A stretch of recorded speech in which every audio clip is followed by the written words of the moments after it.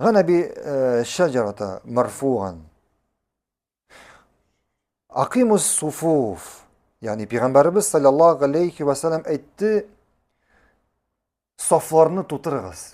Yani saflarını tigizleriz, saflarını turguzuz. Akimus sufuf.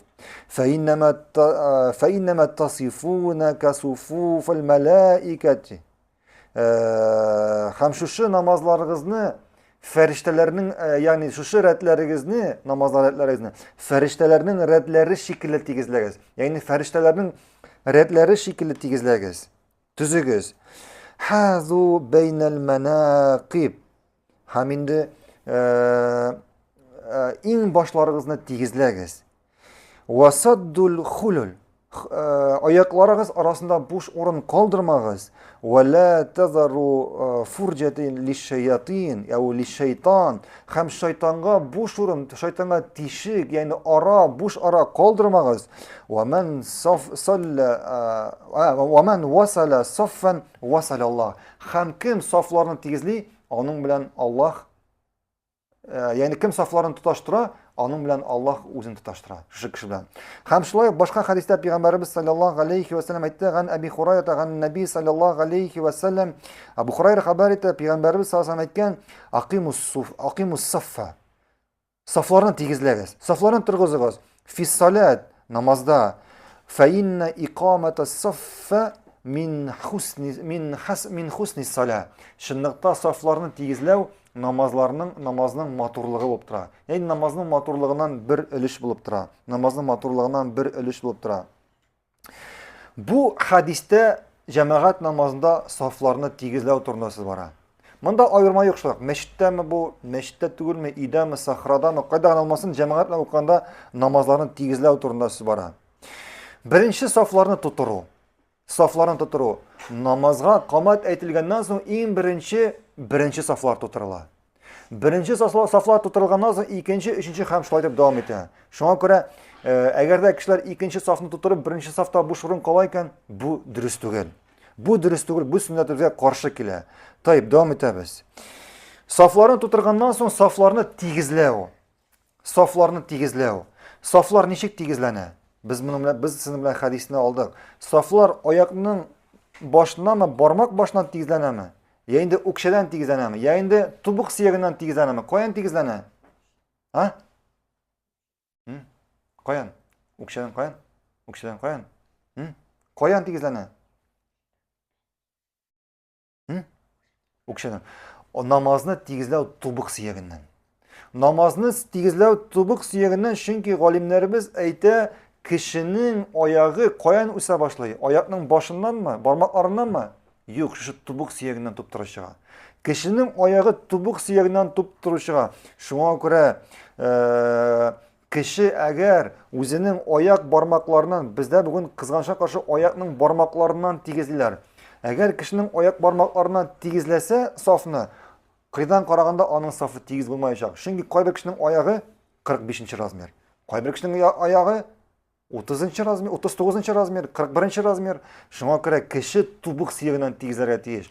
Tubuk siyerinden tigizlegende gene onun safı tigiz bulacak. Hem bunun turunda bir yakşı Şeyh Hüseyin rahimakullah Muslim jiyintığında ikinci tomda 473.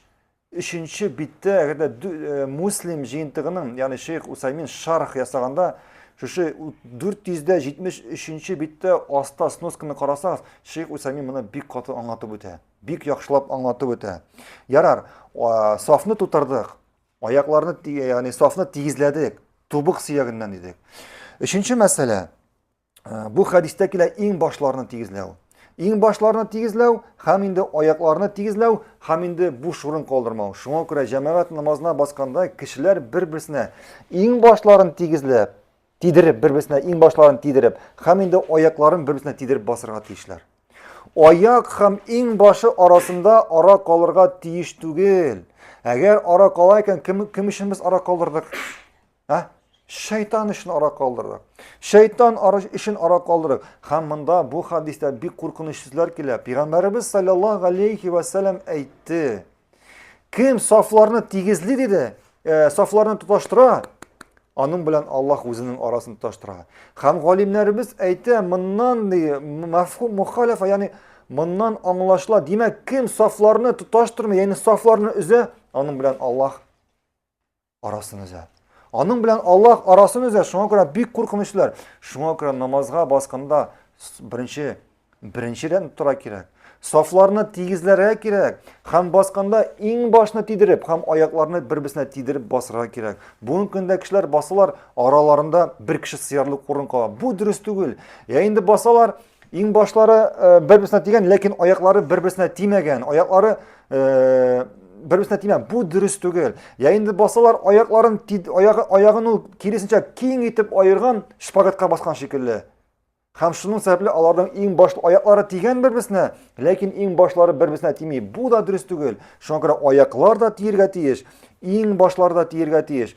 Һәм шулай бу мәсьәләдә, бу хадистә бик мөһим мәсьәлә, бүгенге көндә кызганычка каршы бу бездә гарип нәрсә.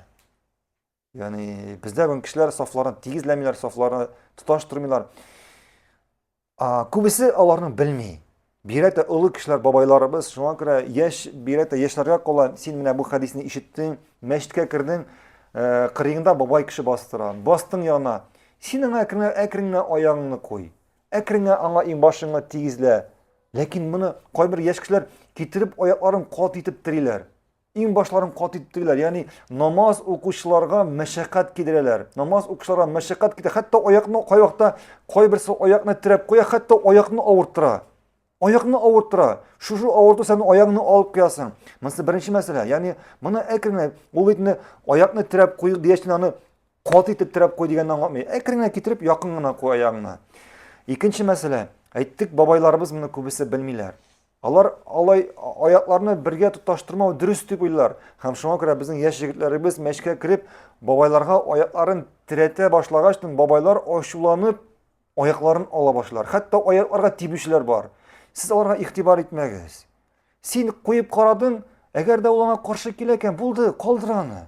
Калдыр. Иншаллах, аннары вакыты җиткәч, Аллаһ Субхану тәала йөрәген ачкачтын, ул үзе иншаллах моны эшли башлаячак. Ә син ул аягын алып куйган саен, аңны шулай итеп прессинговать итеп, аңа аякларын кат итеп турып, син киресенчә анда нәфрәт уятасың. Шуңа күрә бу мәсьәләгә җентекләп, дөрес итеп карарга кирәк. Хәтта без шушы сөннәтне җиткергәндә, гыйлемне җиткергәндә йомшаклык белән һәм хикмәт белән, йомшаклык белән хикмәт белән җиткерә тиешбез. Баракаллаһу фикум.